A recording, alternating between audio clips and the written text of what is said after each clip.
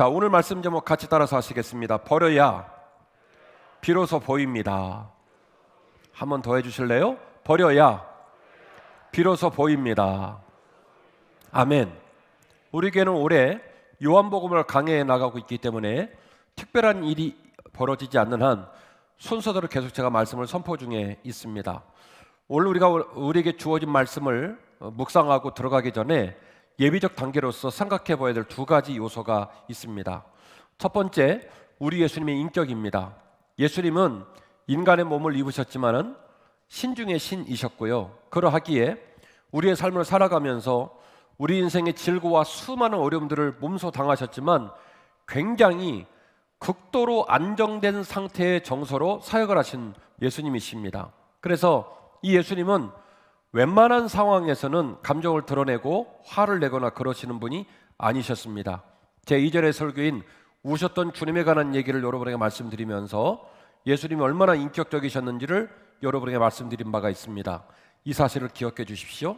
오늘 말씀을 묵상하면서 두 번째 드릴 말씀은 진정한 신앙은 경책과 영적 싸움을 통과하지 않으면 우리가 구현할 수가 없다는 거예요. 진정한 신앙은 경책, 소위 말하는 꾸중, 혼남, 매질이죠. 경책과 영적 싸움을 통과하지 않으면 절대로 구현할 수가 없습니다. 제가 왜 여러분에게 이런 말씀을 드릴까요? 그건 우리의 신분 때문입니다. 우리의 신분이 죄인입니다. 공감하시죠?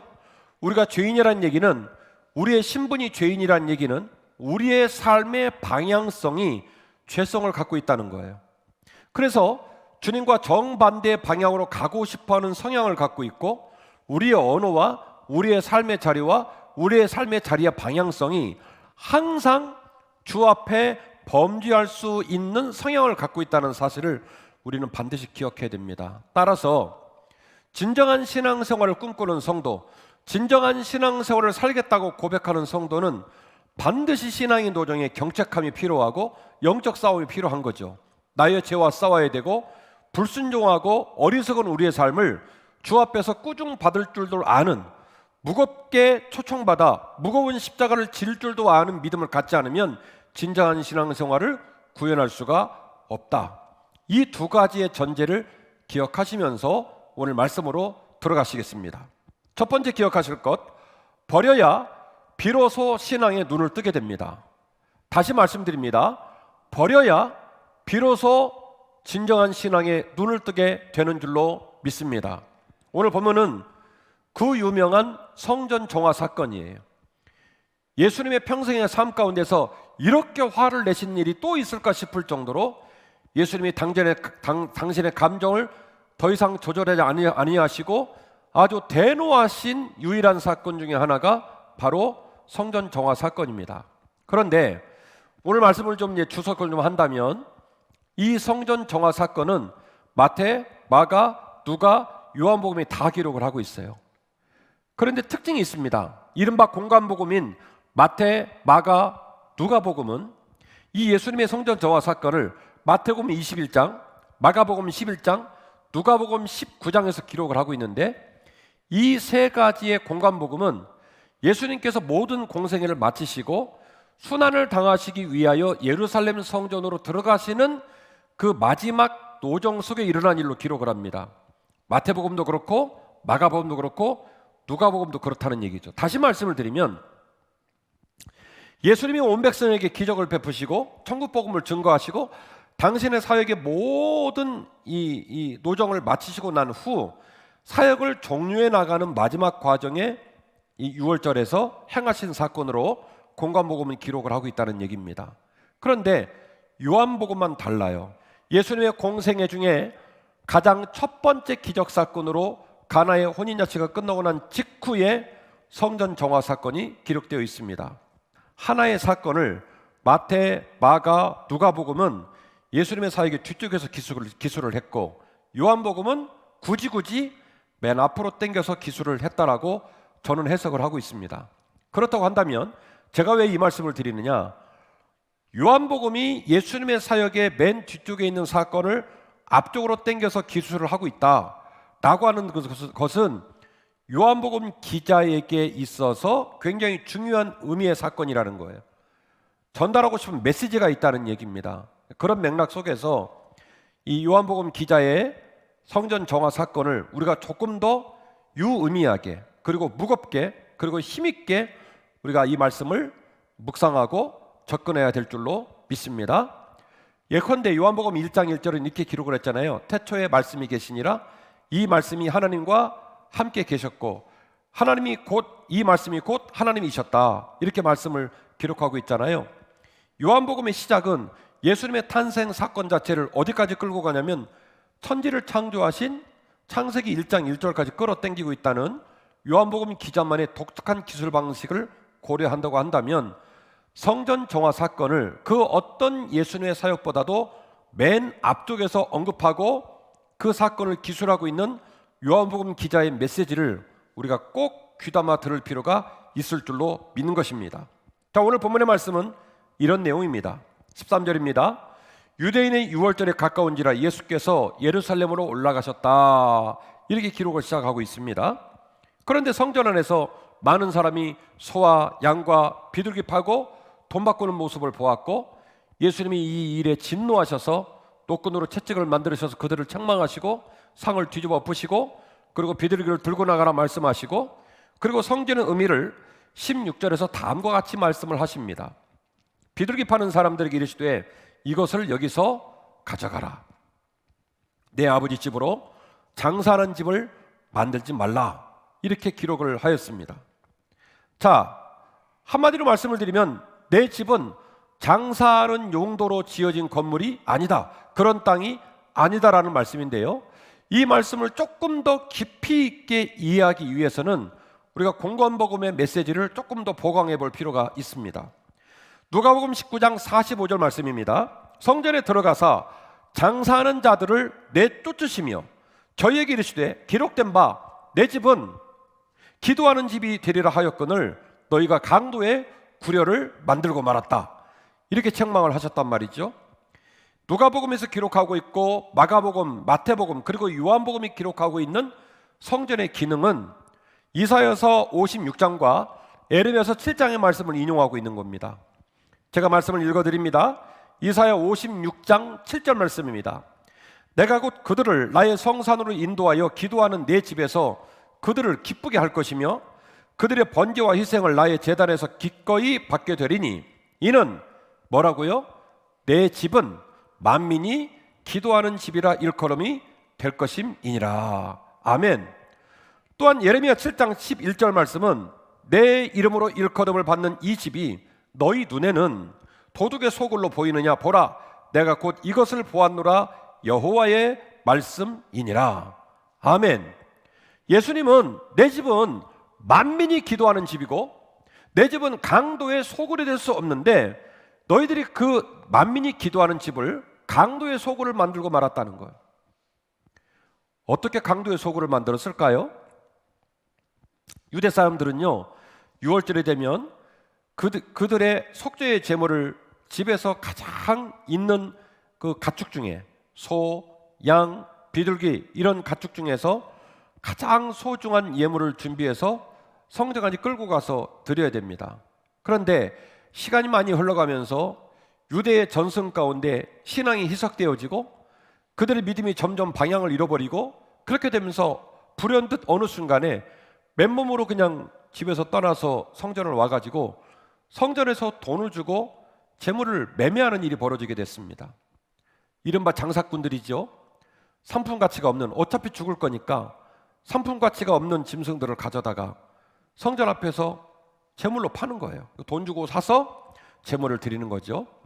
그리고 환전을 했다는 말은 무슨 얘기냐면 당시에 헬라, 로마, 애굽, 수리아 등의 통용 화폐들을 많은 시민들이 사용하고 있는데요, 유대의 남자들은 1년에 반세겔이라고 하는 성전세를 내야 했어요. 반드시 성전에서는 뭘로 받냐면 세겔로 받습니다. 세겔로 받기 때문에 이 소위 말하는 통용 화폐들을 세겔로 바꿔주는 환전상이 성전의 이방인의 뜰에서 그런 일을 감당하고 있었던 거죠. 이 모든 행위가 결국 내 집은 기도하는 집이라고 하는 중요한 영적 가치를 갖고 있는데 그 모든 걸 훼손시키고 너희들을 뭘로 만들었다고요? 강도의 소굴로 만들고 말았다. 이렇게 진노하시면서 채찍을 들어 그들을 치시고 상을 뒤집어 엎는 성전 정화 사건을 주님이 보여주셨다는 거죠. 이 안에는 예수님이 당신의 백성을 향한 진한 눈물, 그 당신의 백성들의 애처로운 그들의 그 말도 안 되는 그들의 삶의 자리를 향한 주님의 애처로운 그 애간장이 녹는 슬픔이 저는 이 성전 정화 사건에 녹아져 있다고 생각을 합니다. 그 이유가 뭘까요? 제 입장에서 오늘 본문의 말씀을 해석하는 설교자인 제 입장의 해석 툴입니다. 첫 번째로 비둘기를 둘 수 있습니다. 비둘기는 당시 유대인 중에 가장 가난한 자가 드리는 제물이었어요. 소를 드리고 양을 드리는 것도 부족한데 비둘기를 제물로 드리는 거예요. 너무너무 가난하고 힘이 들어서 그저 자기가 가진 제물의 능력으로는 비둘기마저도 힘겹게 사서 드리는 예물이 비둘기 예물이었어요. 비둘기 제물이었어요. 즉 그곳에는 가난하고 힘든 불쌍한 당신의 백성들이 모여 있었다는 얘기입니다. 또한 소를 사고 양을 사고 그리고 환전을 하고 하는 이 모든 행위는요, 당시에 이 모든 모여진 사람들이 자신들의 배를 채우고 인간의 즐거움을 위해 모여 사는 행위가 아니라 살아계신 하나님을 섬기는 행위로 그 일을 하고 있었다는 겁니다. 예수님의 입장에서 그 방법이 잘못되었고 그 접근 방식이 잘못된 것은 맞지만 아이러니한 것은 뭐냐면 그곳에서 정작 그 일을 행하고 있는 많은 사람들은 자신의 배를 불리거나 하나님 마음을 아프게 하기 위하여 그런 행위를 한 것이 아니라 어쨌든 지금 우리가 오늘 예배를 드리듯이 우리가 각자의 신앙생활의 부름과 은사를 따라 하나님을 섬기듯이 자기들 나름대로는 예배를 드리고 제사를 드리고 하나님을 섬기기 위한 행위로서 일을 하고 있다는 겁니다. 세 번째로 이들의 이 모든 행위는 당시의 예루살렘 성전을 중심으로 한 모든 유대인들에게 통용되고 있는 지극히 정상적 종교적 행위였다는 겁니다. 후대가 있는 우리는 이 말씀을 읽으면서 참 이들이 온전한 믿음에 서지 못했다, 혼날만 했다라고 평가를 합니다마는 오늘 이 요한복음 2장에 기록되고 있는 복판에 있는 이 제사를 드리고 있는 유대인들은 그들이 자의적으로 이런 판단을 내린 게 아닙니다. 우리가 알거니와 말라기, 나홈, 하박국, 구약 성경의 말기에 있는 선지서들을 읽어보면 이미 그런 조짐이 나타나고 있다는 걸 우리가 볼 수 있고요, 선대로부터 쭉 이어 내려왔던 종교적 풍습을 이어가고 있는 거예요. 그들이 많이 궤도에서 벗어난 제사를 드리고 있긴 하지만 의도적으로 하나님을 아프게 하고 하나님 앞에 등을 지기 위하여 하는 행위가 아니라 지극히 종교적이고 지극히 일상적이고 지극히 공증받은 누구나 다 인정하는 하나님을 섬기는 행위였다는 겁니다.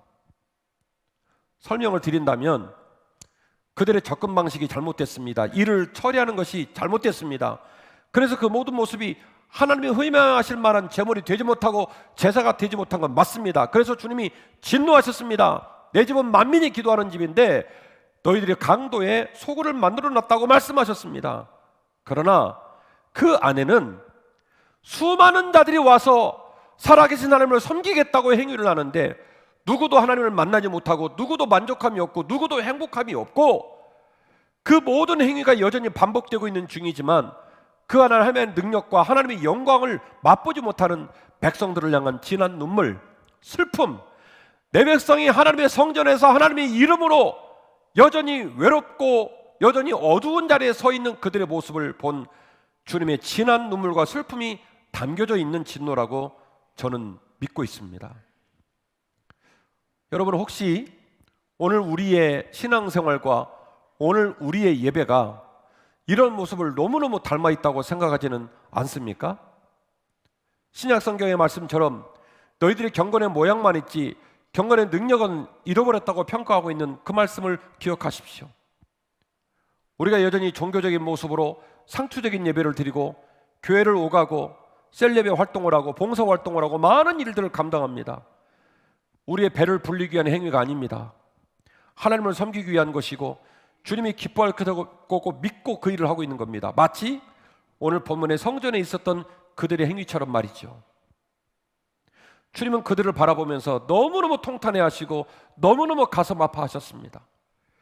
그들의 성전에 와 있지만 무엇 하나도 포기하거나 무엇 하나도 내려놓지 못하는 그들의 상투적이고 종교적인 행위 때문에 말이죠. 제물을 드린다고 하는 것은 죄인일 수밖에 없는 자신의 민낯과 자신의 본질적인 모습을 하나님 앞에 있는 그대로 고백하는 자리입니다.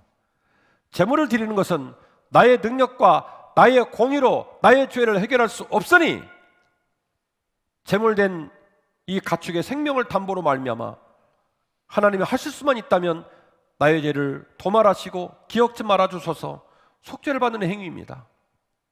성전에 이루어지는 모든 행위의 목적지는 하나님이시고 그 하나님의 응답과 그 하나님의 내주하심이 있으셔야 그 행위는 가치가 있는 겁니다. 그런데요, 하나님이 말씀하신 이 제사법과 이 성전을 오가는 행위의 모든 가치와 의미는 온데간데 없고 뭐만 남았냐면 관습과 모양만 남은 거예요. 돈 들고 와서 재물을 사고 환전을 하고, 그래서 상투적인 행위를 하며 그들은 하나님을 섬겼다고 생각을 하고 있는 겁니다. 당신의 백성이 하나님의 이름으로 하나님과 아무 상관없는 행위와 시간들로 성전을 가득가득 메우고 있는 이 현실이 기가 막히고 극심한 슬픔을 느끼셨지 않았을까? 오늘 말씀을 증거하는 설교자인 담임 목사의 마음입니다. 기억하십시오. 성전은 만민이 기도하는 집이고 하나님의 은혜와 사랑을 마음껏 베푸시는 기적의 장소인 줄로 믿습니다. 오늘 요한복음 2장에 기록된 유대인들이 하나님께 제사를 드릴 때도 동일한 사건이 있어야 되고, 오늘 예배하는 우리, 가정에서 예배를 드리던 이곳에서 예배를 드리는 예배하는 우리 모두가 하나님의 임재를 경험하고 우리의 죄를 고백하고 진짜 하나님이 주인 되심을 고백하는 그런 깨어짐의 역사가 반드시 성전과 예배당과 우리의 예배에 드러나야 할 줄로 믿는 것입니다. 그러므로 예수님은 성전의 주인이요 우리의 신앙의 핵심이시라는 사실을 여러분 꼭 기억해 주십시오. 오직 예수님이 성전의 주인이십니다. 우리 신앙의 핵심은 오직 예수 그리스도뿐이라는 사실을 여러분 꼭 기억해 주시기를 간곡히 부탁의 말씀을 드립니다. 앞서 제가 말씀드리기를 비둘기는 가장 가난한 자의 재물이라고 그랬죠. 주님께서 오늘 요한복음 2장 이후를 넘어가시면 가는 곳마다 맹인, 일어나지 못하는 자, 그리고 많은 삶의 질고에 놓인 자들을 주저함이 없이 쫓아가서 끌어안으시고 그들의 눈물을 닦아주시고 그들에게 새 소망을 주시거든요. 그런 주님의 성향과 사역의 가치를 고려한다면 성전에 와서 그 힘없는 몇 푼의 돈으로 비둘기를 사서 제사를 드리려고 하는 그 가녀리고 연약한 당신의 백성을 향한 마음이 얼마나 애처로우셨겠어요. 근데 그럼에도 불구하고 주님이 지적하고 싶은 건 뭐냐면, 네가 가난하고 힘이 들어 겨우겨우 비둘기를 가지고 제사를 드리려고 한다 할지라도 그 제사는 잘못된 거라는 거예요. 네가 온전하게 내려놓지 못하고 버리지 아니하고 이 모든 행위의 의미가 무엇인지를 깨닫지 못하고 그 행위의 가치를 네 마음에 담아내지 못하면 돈이 없어서가 문제가 아니라, 돈이 많아서가 문제가 아니라 그마저도 아무 의미가 없다는 거예요. 왜요? 성전의 제사의 행위에 우리가 그 일을 왜 시작했는지, 그 일을 행함에 있어서의 결론적인 의미가 무엇인지를 놓쳐버린다면 그 습관적이고 관행적인 행위는 아무 가치가 없는 겁니다. 그래서 제가 여러분에게 말씀드리는 겁니다. 예수님은 오직 진정한 성전의 주인이신 줄로 믿고요, 우리 신앙의 핵심이 오직 예수님이신 줄로 믿는 것입니다. 이런 엄청난 꾸중과 소동에 유대인들은 표적을 구합니다. 예수님은 주저없이 그들에게 말합니다. 너희가 성전을 헐라. 내가 사흘 만에 이 성전을 일으킬 것이다 라고 이야기를 합니다. 이에 유대인들이 대답하여 예수께 말하기를, 내가 이런 일을 행하니 무슨 표적을 우리에게 보이겠느냐? 예수께서 대답하시되 이르시되 너희가 이 성전을 헐라. 내가 사흘 동안에 일으키리라. 유대인들은 또다시 혼란에 빠집니다. 그 이유가 있습니다. 성전은 이 세대로 말하면 3세대로 전개가 되거든요. 솔로몬 성전이 있고 포로귀환 이후 수르바벨 성전이 있고, 그리고 마지막 세 번째 성전이 헤롯이 유대인들의 민심을 위로하기 위하여 지었던, 여전히 예루살렘 성전이지만 명확하게 이 세 번째 제네레이션, 세 번째 세대로는 헤롯 성전이라고 얘기를 합니다. 이 헤롯은 성전을 언제 지었냐면 BC 20년에서 19년에 시작을 해요. 예수님 오시기 전 20년 전에서 19년 전에 시작을 하고 AD 63년에 성전 건축을 마칩니다. 다시 말씀을 드리면 무려 83년 동안 지었던 거예요. 그리고 83년 동안 지어가는 과정에 오늘 요한복음 2장은 몇 년 차라고 말합니까? 46년 차. 46년 차에 지금 성전을 짓는 일이 진행이 되고 있는데, 이렇게 어마어마한 대공사가 아직도 완결되지 못한 채로 진행 중에 있건을 당신이 뭐라고 이 성전을 다 허물어 가지고, 사흘이란 말은 며칠이요? 3일을 말하는 거예요. 3일 만에 이 성전을 다시 세운다고 하느냐, 더 깊은 혼란에 빠지게 되는 겁니다. 20절입니다. 유대인들이 이르되 이 성전은 46년 동안 지었거늘 네가 3일 동안에 일으키겠다 하더냐. 주님의 제자들은 훗날에 주님이 영원한 대속죄의 제물이 되셔서 죽으시고 부활하셔서 하나님의 영광을 보신 이후에 이 사실을 비로소 믿게 되었다라고 진술을 하고 있습니다. 21절입니다. 그러나 예수는 성전된 자기 육체를 가리켜 말씀하신 것이라. 죽은 자 가운데서 살아나신 후에야 제자들이 이 말씀하신 것을 기억하고 성경과 예수께서 하신 말씀을 믿게 되었다. 정리를 좀 해드릴게요. 예수님이 이 말씀을 하셨어요. 너희들의 성전을 허물어라. 그러면 내가 3일 만에 이 성전을 다시 세우겠다. 유대인들이 말합니다. 말도 안 되는 소리 하지 마라. 당신이 태어나기 전부터 이 성전은 짓기 시작했고 46년의 세월이 지나도록 지금 짓고 있지만 아직도 완공되지 않고 있는 성전, 이 어마어마한 대공사가 진행되고 있건을 이걸 허물어 가지고 당신이 3일 만에 이걸 재건한다 하느냐? 말도 안 된다는 소리예요. 그런데 오늘 본문의 말씀은 제자들이 주께서 이 말씀을 왜 하셨는지, 성전이 자기의 육체를 가리켜 말씀하셨다는 의미를 언제 깨달았냐면, 주님이 십자가에 달려 고난당하시고 죽기까지 순종하시고 성전의 휘장이 갈라지고 예수님이 부활하셔서 하나님의 영광을 드러내시는 걸 보고 난 후에 비로소 그때서야 깨달았다는 거예요. 아, 진짜 성전은 예수 그리스도이시구나. 진짜 성전의 주인은 예수 그리스도이시구나. 성전의 휘막이 갈라지는 모습을 보면서 그 이전까지는 대제사장이 제물을 끌고 들어가 백성들을 대신하여 기도해야 되겠지만, 예수 그리스도의 이름으로 기도하는 자, 예수 그리스도의 피 뿌리며 은혜를 입는 자, 이 모든 자가 하나님의 구원을 얻게 된다는 놀라운 사실을 깨닫게 되었다는 겁니다. 성전을 뛰어넘는 또 다른 성전의 가장 중요한 핵심적 성전의 주인이 예수 그리스도. 성전에 이루어지는 어떤 제사의 행위를 뛰어넘는 영원한 대속죄의 제물과 영원한 대제사장의 사명을 감당하신 예수 그리스도. 그 예수 그리스도의 육체가 성전이시고, 그 예수 그리스도의 고난과 그 예수 그리스도의 죽으심과 그 예수 그리스도의 부활의 소망을 통하여 우리에게 구원이 임하게 됐다는 사실을 제자들이 비로소 깨닫게 되었다는 겁니다.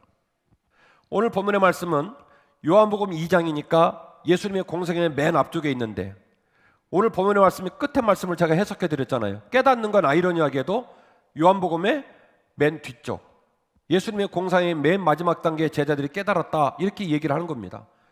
그럼 가능성은 둘 중에 하나예요. 예수님의 공생의 3년 중에 맨 앞에서 성전 정화를 하시고 깨닫는 건 3년이 지난 후에 깨달았다는 추론이 가능하고요. 아니면 마태, 마가, 누가복음이 기록하고 있는 것처럼 예수님의 공생의 사역의 말미에 예루살렘 성전을 들어가시면서 성전의 의미와 정화를 보여주시고 난 후 예수님이 고난당하시고 죽으시고 부활하신 사건이 있었는데, 요한복음 기자는 요한복음 메시지를 전개하는 방식과 특수성 때문에 이 사건을 맨 앞쪽으로 끌어와서 이 말씀을 들려주고, 이 말씀을 통한 예수님의 정체성을 밝히고 그 예수님의 정체성으로 2장, 3장, 4장, 5장, 6장, 21장까지 메시지를 읽어가라는 메시지가 될 수 있다는 거예요. 예수님은 메시아이십니다. 구원자이십니다. 그래서 지난주에 시작된 이 요한복음의 지속된 메시지예요. 지난주에 시작된 가나의 혼인잔치에 어머니가 물었잖아요. 아들에게 도와주라고. 그러니까 아들이 무슨 표현을 씁니까? 여자여라고 얘기를 합니다. 그리고 제가 헬라어 직역을 여러분에게 말씀드렸잖아요. 당신하고 나하고 무슨 상관이 있습니까? 나는 더 이상 당신의 사적인 아들이 아닙니다. 나는 내 하나님 여호와 하나님의 그 귀한 구속의 사역을 감당하는 메시아입니다. 구원자입니다. 주님께서 당신의 정체성을 이야기한 거예요. 오늘 이 성전 정화 사건을 통하여 우리가 깨달아야 될 것은 성전의 주인이시는 예수 그리스도 앞에 우리가 구약의 제사를 드리러 가는 백성들이 자신의 죄인된 신분을 고백하고 그 죄를 자신들의 공의와 자신의 어떤 노력으로도 해결할 수 없음을 고백하고 그래서 희생의 제물을 드리며 오직 하나님의 은총이 그들에게 있기만을 간절히 구했던 것처럼 우리들의 예배는, 우리들의 기도는, 우리들의 신앙의 발걸음은 여전히 십자가 앞에 주님 내가 죄인이라는 사실을 낱낱이 고백하고 내 안에 담겨진 세속적인 모든 것들을 포기하고 내려놓는 깨어짐의 역사가 선행되지 않으면 진짜 주님을 만날 수 없다는 것을 우리가 반드시 오늘 말씀을 통해 기억해야 할 줄로 믿습니다.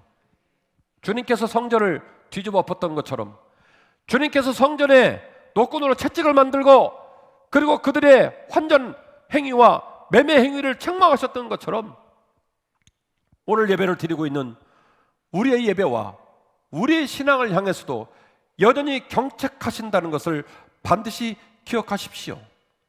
제가 오늘 설교의 모두 발언에 오늘 설교를 들어가기 위하여 우리가 예비 단계로 인지해야 될 두 가지가 있다고 말씀드렸죠. 주님은 좀처럼 화를 내시는 분이 아니시다. 두 번째, 우리의 신분이 죄인이라는 것, 그래서 죄의 성향을 갖고 있다는 것, 따라서 진정한 신앙은 경책받지 않으면, 영적 싸움을 싸우지 않으면 구현할 수가 있다 없다, 없다라는 말씀을 모두 반어로 말씀을 드린 바가 있습니다. 성전 정화 사건을 우리가 묵상하고 이 말씀을 읽으면서 우리가 깨달아야 될 것은 우리가 주 앞에 예배할 때마다 반드시 깨어지고 내려놓고 버리는 사건이 선결되어져야 한다는 겁니다. 여러분이 무엇을 내려둬야 할지, 여러분이 무엇을 버려야 할지는 성령 하나님께서 지금 예배당에 있는 여러분들에게, 각자의 가정에서 예배를 드리고 있는 여러분의 가정의 처소에게 주 여호와 하나님께서, 주 예수 그리스도께서 여러분 마음에 깨달음과 감동을 주실 거라고 저는 믿습니다. 결론입니다. 버려야 비로소 진정한 예수님을 보게 됩니다. 우리가 예배하며 신앙의 길을 걸어가며 반드시 버려야 비로소 진정한 예수님을 보게 됩니다. 코로나19로 모든 사람이 고민하고 있습니다. 그래서 우리는 오늘 또 어떻게 예배를 드려야 될지를 고민하면서 어떤 성도들은 예배당에 와서 예배를 드리고 있고 어떤 성도들은 가정에서 예배를 드리고 계십니다. 질문할까요? 과연 누가 잘한 것일까요? 과연 누가 옳은 것일까요? 요한복음 4장 24절 말씀, 하나님은 영이시니 예배하는 자가 영과 진리로 예배할지니라. 코로나19 사태와 같은 초유적 사태가 아니라고 한다면 반드시 우리는 예배당에서 예배를 드려야 됩니다. 예배당에서 예배를 드릴 가치, 그 예배의 의미, 그 예배의 프로세스에 있는 이 영적인 의미와 역할들은 제가 이전의 설교를 통해 여러 번 말씀을 드린 바가 있습니다만은, 그러나 그 모든 종교적 행위보다 더 앞서는 게 뭐냐면 우리는 영으로 예배해야 한다는 거예요. 따라서 여러분이 가정에서 예배를 드리시던 예배당에서 예배를 드리시던 우리가 주 여호와 앞에, 살아계신 주 예수 그리스도 앞에 우리를 부르시는, 우리를 경책하시는, 우리를 일깨우시는 주의 음성을 듣고 무엇인가 내려놓을 것을 깨닫고 무엇인가 버릴 것을 결단한다면 그 예배가 살아있는 예배, 영과 진리로 드리는 예배가 될 거라고 저는 믿습니다. 자신들의 죄를 위하여 소와 양과 비둘기를 매매하고 반세겔의 성전세를 위한 돈을 환전하는 어이없는 법문의 사람들이 혹시 오늘 이 예배를 드리고 있는, 혹시 오늘을 살아가는 우리 신자들의 모습과 나의 모습은 아닐지 곰곰이 돌이켜봐야 할 것입니다. 진정한 신앙, 무겁고 힘이 있는 명품 신앙은 반드시 죄를 고백하고 악과 싸워야 하며 그로 인해 일어나는 열반응과 아픔을 당연한 일로 여기는 내려놓음의, 버림의 신앙이어야 할 줄로 믿습니다. 제가 여러분에게 이전에 설교하기로도 우리는 80년짜리 렌탈 인생을 산다고 말씀드렸잖아요. 우리가 이쁘고 잘생겨도 한여름밤 꿈에 지나지 않고 금방 늙어가고 우리의 물질, 우리의 건강, 우리의 기회, 우리의 직업, 우리의 은사, 이 모든 것들이 잠깐 동안 우리에게 주어지는 하나님의 제한적 선물이라고 말씀을 드렸잖아요. 저도 언젠가 주님을 만나고 여러분도 언젠가 주님을 만날 겁니다. 누누이 말씀드리지만 제 인생의 소원은 하나입니다. 제가 우리 주님 품에 안겼을 때 아버지, 저 많이 힘들었습니다 하고 좀 펑펑 울어봤으면 좋겠어요. 그때 이 아버지께서 저를 끌어안으시고 제 어깨를 도닥거리시면서 내가 네 맘 알지, 내가 네 걸어온 날들을 알지, 고생했다 아들, 수고했다 아들, 내가 너를 얼마나 자랑스럽게 여겼는지 모른다. 그 칭찬 한마디 받는 게 제 소망이에요. 우리는 오늘도 예배합니다. 저는 모태신앙이고 여러분 중에는 이 교회를 20년, 30년, 40년 섬긴 분도 계십니다. 그런데요, 혹시 우리의 예배가 오늘 성전에 있었던 물건을 매매하고 돈을 환전했던 그 불쌍한 제사를 드렸던 유대인들의 모습은 아닐까 겁이 납니다. 우리가 얼마나 주 앞에서, 교회 안에서 이기적이고 세속적인 모습인지 겁이 많이 납니다. 자존심, 고집, 자기 주장, 시기, 질투, 온갖 세상을 닮은 더러운 삶의 흔적들, 무엇 하나 온전히 포기하거나 내려놓지 못하는 우리에게 거침없이 엄중하게 경종을 울리는 사건이 아닐 수 없어요. 기억해야 합니다.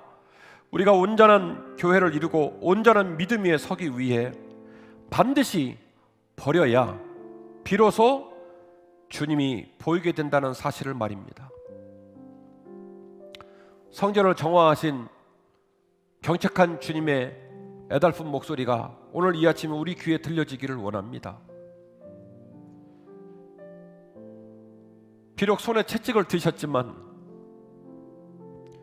겨우겨우 비둘기 사서 제사를 드려 했던 그 백성이 여전히 그러면서 본인이 하나님을 섬길 수 있다고 믿었던 그 가엾고 길을 잃어버린 그 백성을 향한 주님의 진한 눈물이 오늘 이 아침에 우리에게 느껴질 수 있기를 원합니다. 여러분 기억하세요. 버려야 비로소 보입니다. 버려야 비로소 보입니다. 성전의 주인이신 예수님을 보시고 성전에서 가장 우리를 사랑하실 예수님을 만나는 귀한 역사가 저와 여러분에게 항상 있으시기를 주의 이름으로 축원합니다.